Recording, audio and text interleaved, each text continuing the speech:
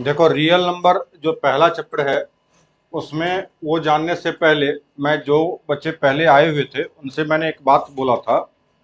मतलब real number हो चुका है, लेकिन जिन बच्चों का नहीं हुआ उसका रियल नंबर पहले कवर अप करना है, क्योंकि सारे मतलब बच्चों को चैप्टर नंबर 1, 2 और 3 के रेंजिंग में ले जाना है। एक तो एनसीईआरटी वाला जो कहानी है वो तो जाना ही जाना है।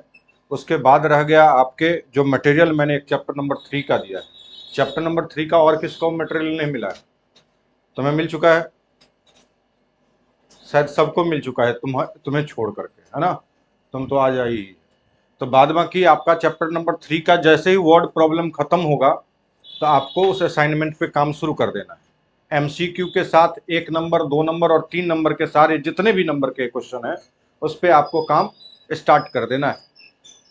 ठीक है, आ जाओ।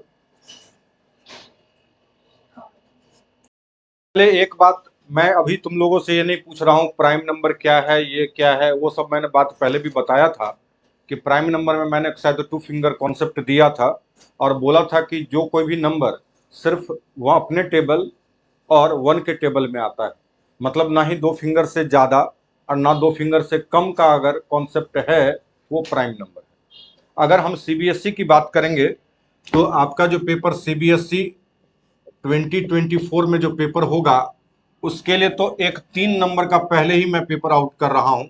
3 मार्क्स का क्वेश्चन जो 100% आपके पेपर में आना है। एक्चुअल में इस चैप्टर का वेटेज जो होगा वो 6 नंबर का होगा। मतलब ये जो चैप्टर आएंगे वो 6 नंबर का होगा। तो पहले ही मैं आपको बता दूं कि पेपर, फाइनल पेपर में क्या क्या बनेंगे। ठीक है, आपके अभी वाले जो यूटी होंगे उसमें फिर क्या दिया जाएगा, जब हम लोग वो बात करेंगे तब आगे डिस्कस कर लेंगे। लेकिन मैं आपको दोनों तरीके से तैयार करवा रहा हूं कि आप स्कूल के भी पेपर को बहुत बढ़िया ढंग से क्लियर करें और फाइनल पेपर की तैयारी भी अभी से शुरू हो जाए। तो एक जो क्वेश्चन आएगा उसको मैं इरेशनल प्रूफ वाले में डाला हुआ हूं। इरेशनल प्रूफ दैट का, इरेशनल प्रूफ दैट का क्वेश्चन आता है। तो इसमें टोटल टाइप कितने बनते हैं पहले उस टाइप को डिस्कस कर दूं। आपका जो एक्सरसाइज 1.2 होगा, जो नए सिलेबस के हिसाब से जो देखे होंगे, जो सीबीएसई ने अपना सिलेबस अप टू डेट किया है, उसमें 1.2 आपका इसी वाले एक्सरसाइज को पूरा बेस्ड है।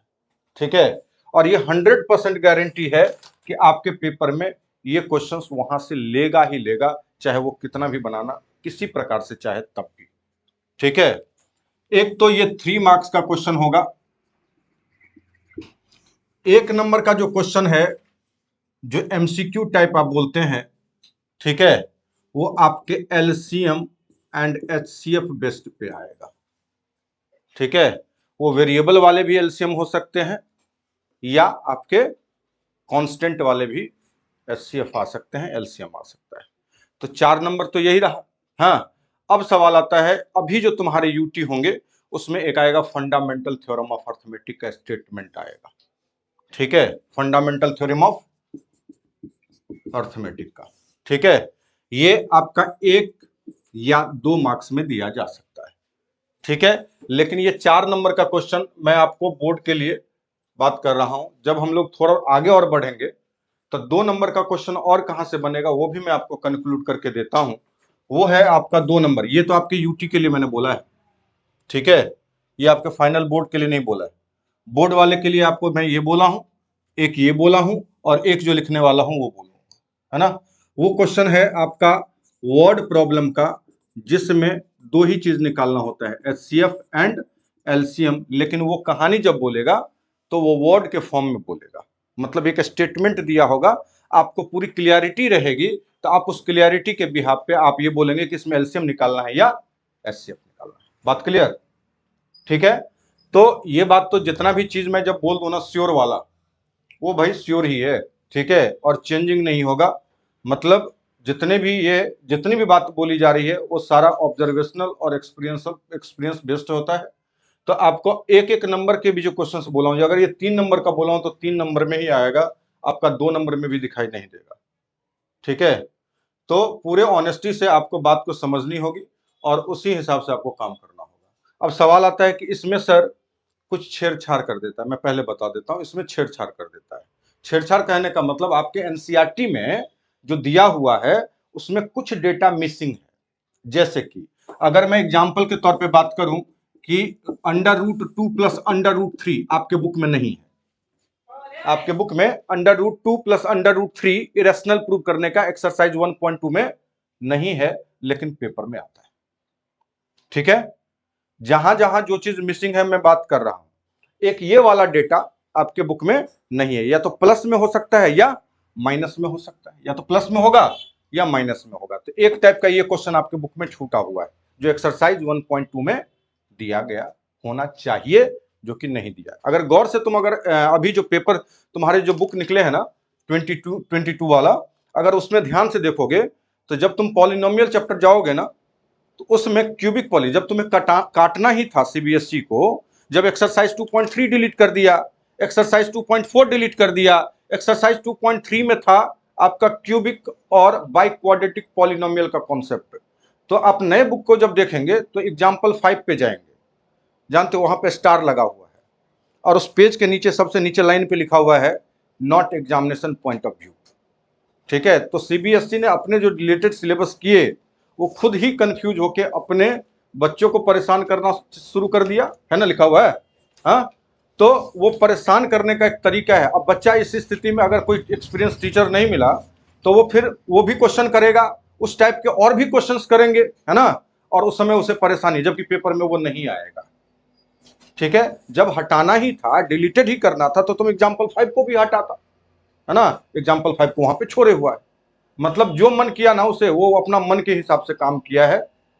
ठीक है, तो उसके मन के हिसाब से तो काम तो किया है, लेकिन ये प्रॉब्लम टीचर जो स्कूल के है ना, अभी कुछ दिन जब बाद पेपर होंगे ना, तो तुम हो सकता है कि स्कूल से तुम स्कूल वाले के टीचर से तुम्हें थोड़ा सा डिस्प्यूट हो, थोड़ा सा बात हो कि मैम ये तो डिलीटेड था, आप तो दे दिए, हाँ ये तो है ही नहीं। तो मैडम क्या बोले, वो बुक में देख 5वां एग्जाम्पल होगा, है ना। फिर तो बोलोगे कि नीचे में तो लिखा हुआ है दिस, मतलब एक्सरसाइज या this example is not examination point of view, है ना। तो अगर एक्सपीरियंस टीचर होंगे तो बोलेगा कि पहले वाले बुक में जाओ, एक बॉक्स बना हुआ था, ऑप्शनल लिखा हुआ था, हाँ, और ऑप्शनल के नीचे लिखा हुआ था this exercise not examination point of view, लेकिन पेपर में तो आते थे। ठीक है, तो उन सारी बातों को एक्सक्यूज के तौर पे तुम मान सकते हो, लेकिन हमें तो अपना स्कोर करना है। बात समझे, हमें अपना स्कोर करना है, इसलिए हम उन छोटी छोटी बातों को इग्नोर करते हुए हम लोग सीधे काम पे चलते हैं। ठीक है, तो मैंने ये बात पहले लिख लीजिए कि नंबर कहां कहां से आ रहे हैं। ये आपका आएगा 2 मार्क्स में, और अगर 2 मार्क्स में नहीं देगा तो सीधे कर देगा, इसको 2 नंबर में कन्वर्ट कर देगा, और ये सीधा एक ही क्वेश्चन देगा जो 4 नंबर का केस स्टडी बना देगा। समझे, या तो सीधे से 2 नंबर में कन्वर्ट कर देगा, और अगर इस वर्ड प्रॉब्लम से अगर बनाना चाहेगा, मैं अपने मटेरियल में केस स्टडी डाला हूं, है ना, तो केस स्टडी 4 नंबर का बना देगा, लेकिन करेगा ऐसे फॉर्मेट। ठीक है, तो ये पहले लिखिए, उसके बाद मैं टॉपिक की तरफ आगे ले जा रहा हूं। एलसीएम और एचसीएफ में, एलसीएम एंड एचसीएफ में एक तो यूक्लिड्स डिवीजन लेमा खत्म कर दिया, यूक्लिड्स डिवीजन लेमा खत्म हो गया, तो आप उस मेथड से नहीं करेंगे, पहली बात। दूसरी बात कि अगर आपको एलसीएम निकालना है, जैसे मैं 12 और 15 का एलसीएम बोलूं, तो आप 12 और 15 ऐसे जो लगाते हैं, ये यूज नहीं करना है, ये यूज नहीं करना है। मुझे मालूम है कि बहुत सारे बच्चे इससे करते हैं। ठीक है, तो मैं बस पता चल जाता है मुझे, तो ये वाला मेथड का नाम है लॉन्ग डिवीजन मेथड। क्या है, लॉन्ग डिवीजन मेथड, ये नहीं करना है। ठीक है, इससे हम लोग एलसीएम निकालते हैं, आंसर बिल्कुल सेम आता है, लेकिन जब आप आपके पेपर में ये रिप्रेजेंट करके आएंगे तो आपका नंबर कट जाए, मतलब टीचर नहीं देगा, जबकि तुम फुल कॉन्फिडेंट रहोगे मेरा आंसर तो सही था, है ना, लेकिन नंबर नहीं देगा। ठीक, पहली मिस्टेक्स, बात समझ में आ रही है ना, कि क्या क्या हमें यूज नहीं करना है। दूसरा, अगर मैं तुम्हें एचसीएफ की बात बोलूंगा तो 12 15 12 3 12 3 चौका 12, रिमाइंडर 0, एचसीएफ इसका कितना हुआ, 3 हुआ, है ना, हुआ ना, ऐसे निकालते हैं ना एचसीएफ। ये भी यूज नहीं करना है। बात समझे, पहले मैं वही बात कर रहा हूं जो तुम लोग गलती करते हो। ठीक है, ताकि तुम्हें वो याद रहे कि ये गलती हमें नहीं करनी है। ठीक है, ये वाला मेथड यूज नहीं करना। ठीक है, तो करना क्या है, तो उस मेथड का नाम, कहने का मतलब सर कुल मिला के आप ये कहना चाह रहे हो कि लॉन्ग डिवीजन मेथड हमारे सिलेबस में नहीं है। ठीक है, तो कौन सा मेथड है? ठीक है, तो हमारे सिलेबस में जो है वो है प्राइम फैक्टराइजेशन मेथड। पहले मैं आपको कॉन्सेप्ट बता रहा हूं, कॉन्सेप्ट अगर क्लियर रहेगा तो आप एक्सरसाइज को बिना मतलब इधर उधर मतलब मैं जब तक तुम्हें क्वेश्चन को बताऊंगा कि स्टार्ट करो, हाँ, तब तक तुम 2-4 क्वेश्चन को निपटा दिए रहोगे। ठीक है, तो सबसे पहले कॉन्सेप्ट की जरूरत होती है। क्वेश्चन कराना, मैंने क्या बोला, अगर मैं सिर्फ एनसीईआरटी का क्वेश्चन उठाऊं तो आज के डेट में रियल नंबर का दोनों एक्सरसाइज खत्म हो जाएगा। लेकिन आपसे अगर मैं सेम टाइप का कुछ क्वेश्चन दूंगा करने के लिए या पेपर में देगा करने के लिए, तो आपसे नहीं बन पाएगा। ठीक है, तो मेन मकसद होना क्या चाहिए, पेपर में बनने चाहिए, ये मेन मकसद होना चाहिए। ठीक है, तो कॉन्सेप्ट समझिएगा प्राइम फैक्टराइजेशन के थ्रू, और मैं 2 तरीका भी बताऊंगा, उस तरीके के थ्रू आपका कहानी क्लियर रहेगा। ठीक है, उसमें है क्या, जैसे एग्जांपल में अगर बोलूं 12 और 15 है, 12 और 15 में नाम क्या है, प्राइम फैक्टराइजेशन, वर्ड क्या है, प्राइम फैक्टराइजेशन। तो प्राइम फैक्टराइजेशन में आपको प्राइम नंबर ही दिखने चाहिए। क्या दिखना चाहिए, प्राइम नंबर। तो 12 कैल्शियम लीजिएगा, तो 12 कैल्शियम लेने पे क्या होगा, 2 इंटू 2 इंटू 3 होगा, और 15 का क्या होगा, 3 इंटू 5। इसको लिखने का तरीका आप ऐसे लिख रहे हैं तो एक्चुअल में ये प्राइम फैक्टर के फॉर्म में नहीं है। ठीक है, अगर आपने ऐसे लिखा, अब ये प्राइम फैक्टर के फॉर्म में।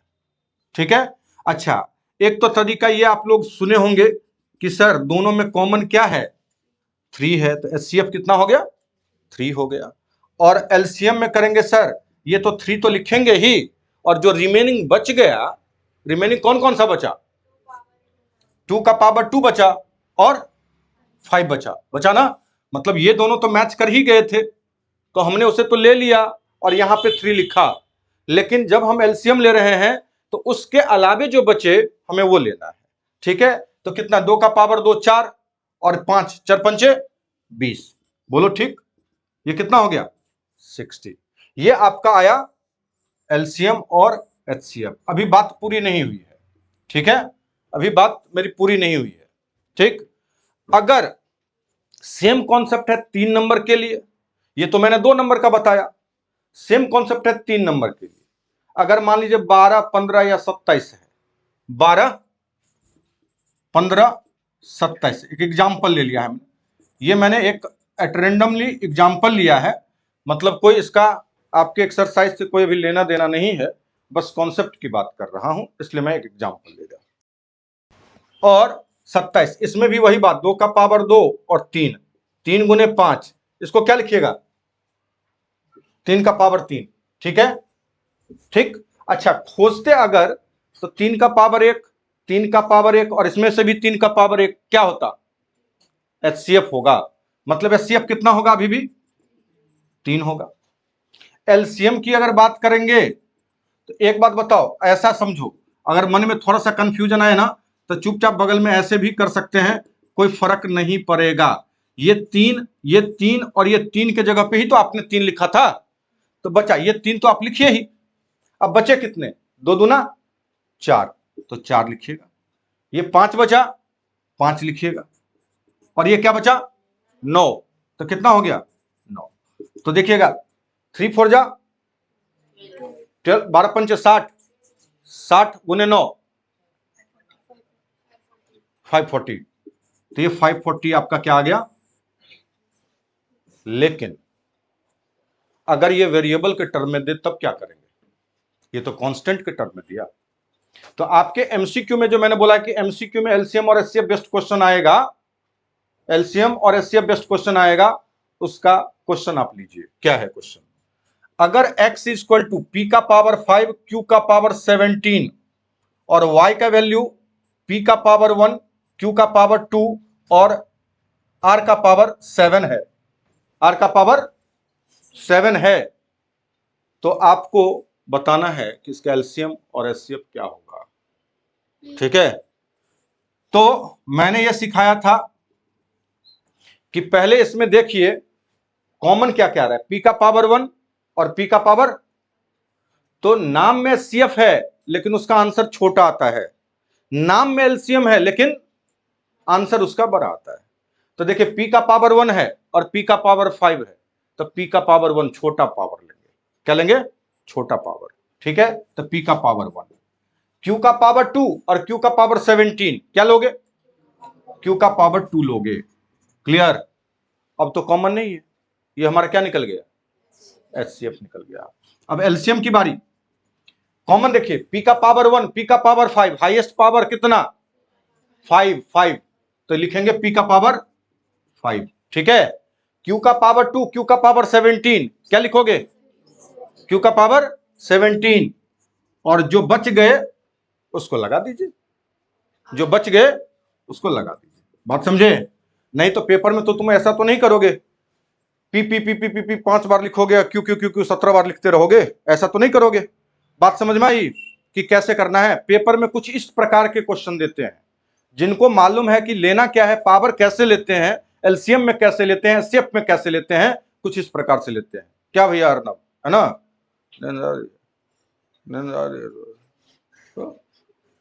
चलो लिखो। क्वेश्चन है, इफ ए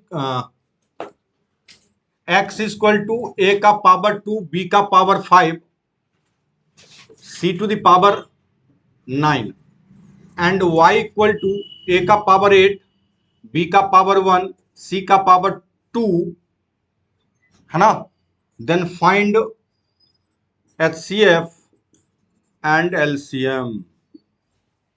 ठीक है, निकालिए।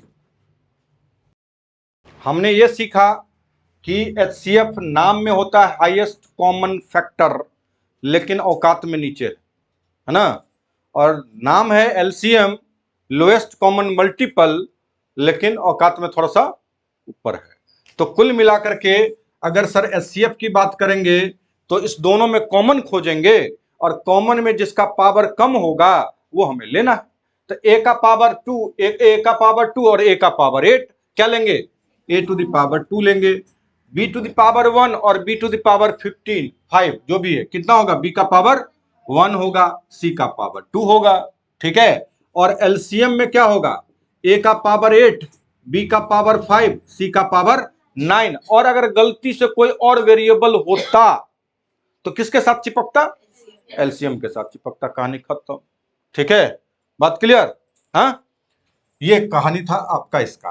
अब टाइप मतलब अगले कॉन्सेप्ट पे जा रहा हूं। ठीक है, ये था एलसीएम और एचसीएफ निकालने का तरीका, एलसीएम और एचसीएफ निकालने का तरीका। इसी में हम लोग अगले कॉन्सेप्ट की तरफ जा रहे हैं। तो फॉर्मूला होता है, एक फॉर्मूला होता है HCF into LCM equal to product of two number, product of two number. Two number कौन सा,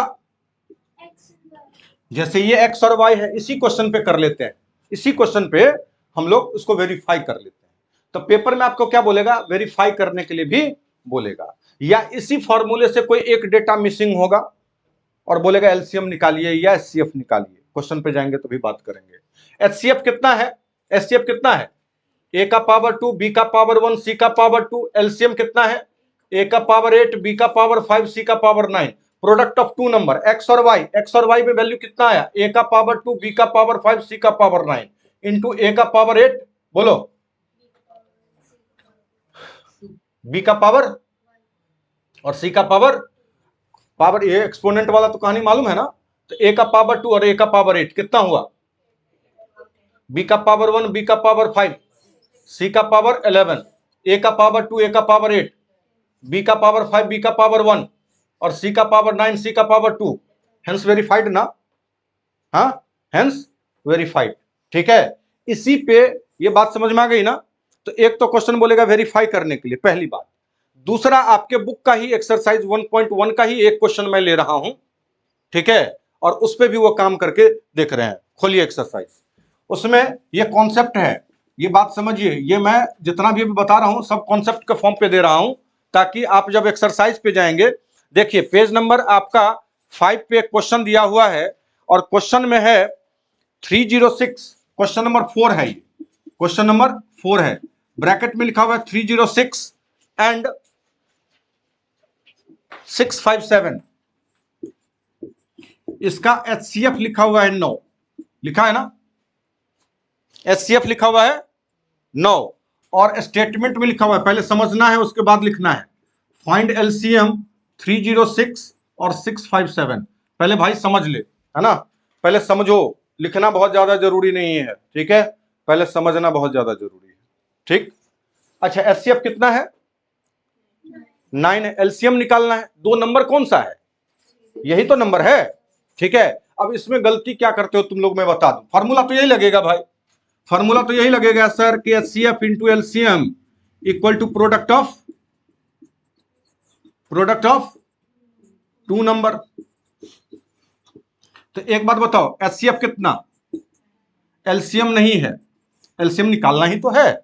अब ये 306 इंटू 657, जानते हो तुम लोग क्या करते हो, इसको मल्टीप्लाई करने लगते हो, नहीं करते, करती हो, हाँ, तो इसको हम मल्टीप्लाई करो, क्यों करेंगे, हमारा मेन मकसद क्या है, एलसीएम निकालना, मल्टीप्लाई करेंगे हमारे लिए बेवकूफी वाली बात होगी, है ना।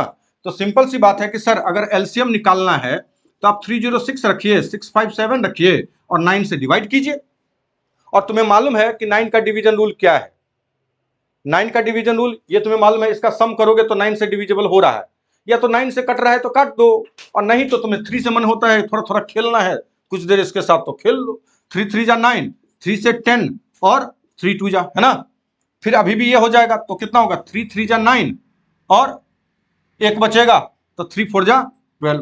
अब मल्टीप्लाई तुम ऊपर भी कर रहे थे और यहां भी करना है ना, तो तुम यही करो ना, एक ज्यादा बेहतर होगा। हाँ, तुम ऊपर भी मल्टीप्लाई कर रहे थे नीचे भी मल्टीप्लाई कर रहे थे, वो तो बेवकूफी है, बात समझे।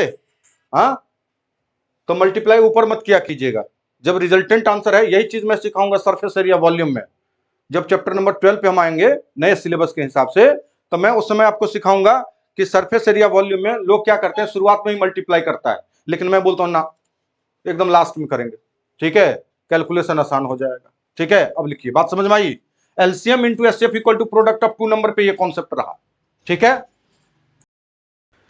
चलो अगला हम लोग पढ़ने वाले हैं, अगला कॉन्सेप्ट है,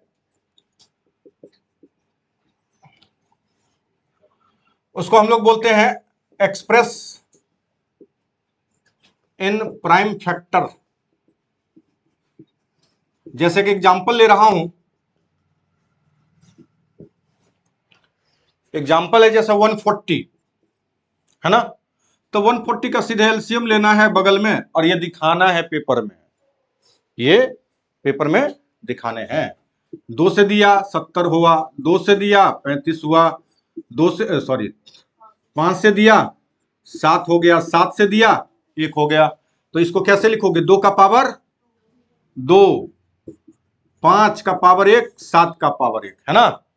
और इसको फैक्टर ट्री में दिखाना है, मैं बार बार बोल रहा हूं फैक्टर ट्री दिखाने का रीजन है क्योंकि मैं उसे एक क्वेश्चन दूंगा अभी, है ना।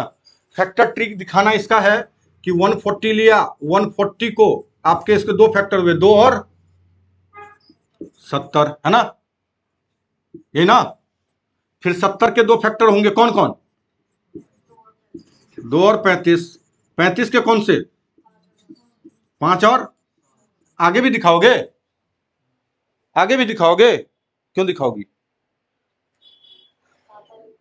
7 और क्यों दिखाएगा, ऐसे क्यों दिखाएगा, 1 प्राइम नंबर है क्या, 1 प्राइम नंबर है नहीं ना, तो फिर आगे क्यों दिखाएगा, समझे। बहुत सारे लोग इसके नीचे 1 और 7 दिखा देता है, वो नहीं दिखाना है, क्योंकि 1 प्राइम नंबर नहीं है, 1 नीदर प्राइम नॉर कंपोजिट, बात समझे। तो यहीं पे इसका खेला खत्म हो गया। तो सवाल आता है कि सर इसके ऊपर कोई क्वेश्चन आता है क्या इस टाइप का, बिल्कुल आता है ना। तो कौन सा क्वेश्चन आता है तब तक आप लिखिए, उसके बाद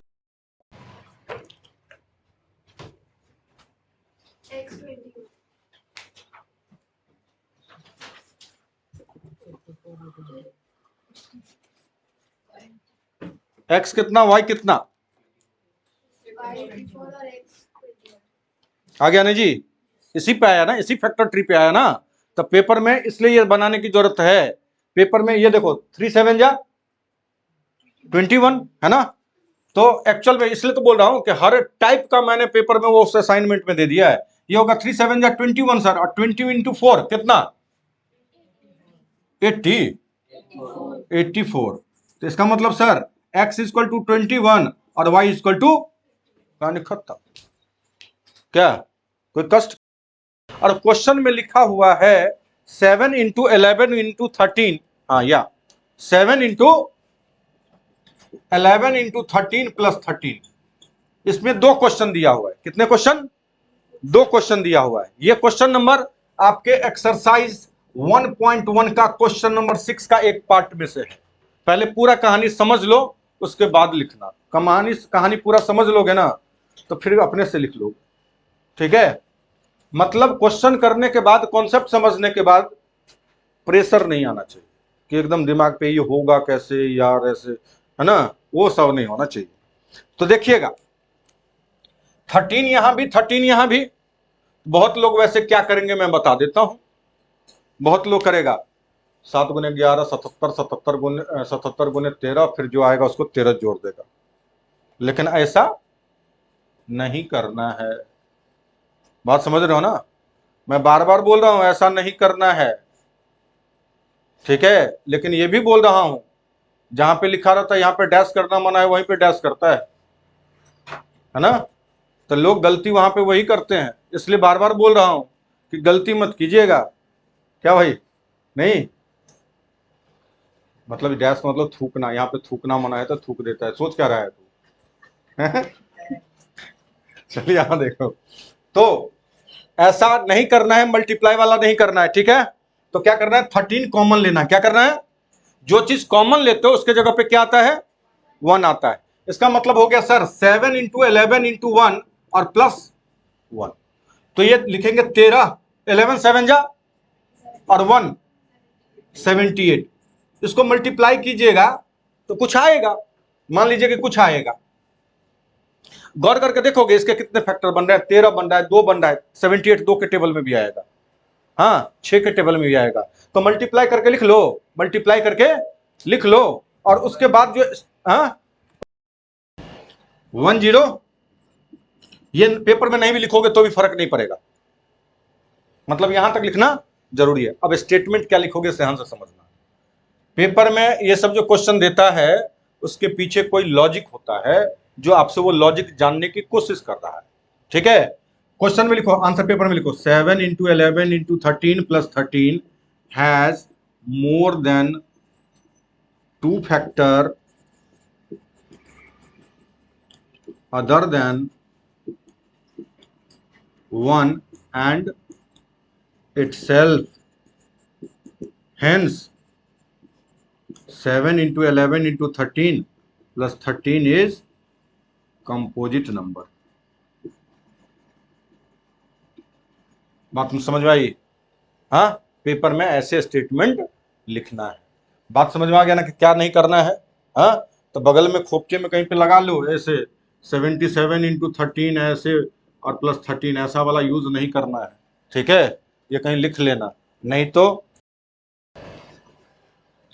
एक क्वेश्चन है कि 6 to the power n can not end with the digit 0। देखिए क्वेश्चन आपके बुक में है, 6 to the power n can not end with the digit 0, है ना। क्वेश्चन नंबर 5 पेपर में या तो ये क्वेश्चन देगा, सुन लो पूरी बात, या तो 2 द पावर n का क्वेश्चन देगा, 4 टू द पावर n का देगा, 8 टू द पावर n का देगा, 12 टू द पावर n का देगा। इसके अलावा उसके औकात से बाहर की चीज ना है भाई, ठीक है। अब स्टेटमेंट में तुम लोग क्या गलती करते हो पहले वो बता दूं। तुम लोग अब क्या गलती करते हो उस पर ध्यान देखना। पेपर में क्या बोलोगे तुम लोग, क्या करोगे मालूम है? वैसे कुछ कुछ लोग करेंगे, कुछ कुछ लोग नहीं करेंगे। लेकिन ग्रुप क्लास में मैं दोनों बात इसलिए बोल रहा हूं कि कुछ कुछ लोग जो नहीं करेंगे उसके मन में भी ये जो बात बताऊंगा ना तो ऐसे में अरे हाँ ऐसा आ सकता है, लेकिन एक्चुअल में वो यूज नहीं करना है। ऐसा आएगा, लिखा हो क्या हुआ, 6 to the power n can not end with the digit 0, can not end with the digit 0। तो बोलोगे सर n नेचुरल नंबर है तो 1 लिया तो हो गया 6, 6 का पावर 2 36, 6 का पावर 3 216, ये 6 6 6 0 से एंड नहीं किया, ठीक है, तो प्रूफ तो हो गया।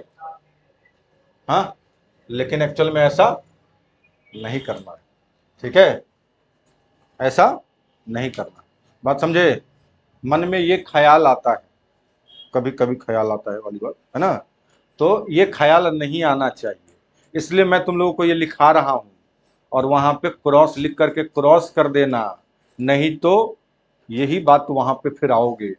हाँ, तो फिर बोलोगे सर आपने तो, मैं तो काटा भी तो था, है ना, तो हर एक बात तो बोल रहा हूं कि क्या करना है और क्या नहीं करना है। तो आंसर में क्या लिखेंगे समझिएगा, कोई भी नंबर अगर 0 से एंड हो रहा है इसका मतलब वो 10 से डिविजिबल होगा, ट्रू या not? Any number and with the digit 0 it means it is divisible by 10। अगर 10 से वो डिविजिबल है तो उसके फैक्टर कितने होने चाहिए? 2 और 5 होने चाहिए। अगर 2 और 5 फैक्टर है इसका मतलब वो 10 से डिविजिबल है, लेकिन 2 और 5 में 2 और 5 अवेलेबल ना हो तो क्या वो 10 से डिविजिबल होगा? और अगर 10 से डिविजिबल नहीं है तो क्या वो 0 से एंड होंगे? नहीं। तो स्टेटमेंट लिखना पड़ेगा पेपर में ऐसे, any number and with the digit 0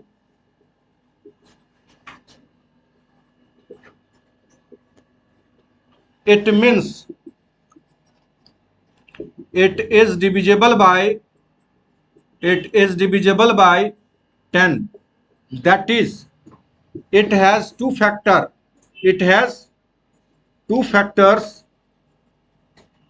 2 and 5, but 6 to the power n can be expressed, कैसे लिखोगे? 2 इंटू 3 का पावर होल एन ना लिखोगे ना, ये लिखोगे ना 6 के पावर एन को। Here 2 and 5 are not of factors, hence 6 to the power n can't end with the digit 0। बात समझ में आई? हाँ, ये स्टेटमेंट लिखना है, ठीक है, मतलब वो वाला कहानी नहीं करना है, ये करना है, ये लिखना है, ठीक है। अच्छा, अगर मान लीजिए 4 टू द पावर n का रहता तो सारा कहानी सेम लिखेंगे यहां तक, ये भी सेम लिखेंगे यहां तक, खाली यहां पे क्या लिखेंगे 2 द पावर 2n, है ना, ठीक। फिर लिखेंगे ये स्टेटमेंट, सिर्फ चेंजिंग कहां हो रहा है, जैसे लिख रहा हूं ना वैसे रिप्रेजेंटेशन का तरीका डालो अपने अपने नोटबुक में, ताकि तुम्हें अगर क्वेश्चन करोगे भी ना तो ये वाले स्टेटमेंट में कोई चेंजिंग, नो चेंजिंग, इसमें नो चेंजिंग, सिर्फ चेंजिंग कहां, इस वाले एक लाइन में होगा, ठीक है, बाद बाकी सारे स्टेटमेंट सेम। कोई कंफ्यूजन है जी वृद्धि किसी को? ठीक है, क्लियर? तो हाँ,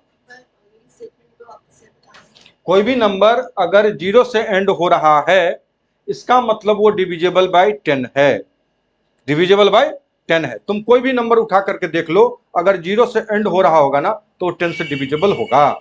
और 10 से डिवीजन रूल क्या है, या तो वंस प्लेस पे क्या हो 0 या उसके दो फैक्टर हो, कौन कौन?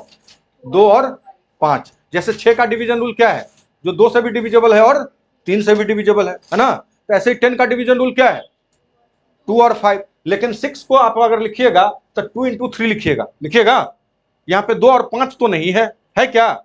नहीं ना, इसलिए ये हमारा 6 to the power n can not end with the digit 0। Clear है? हाँ।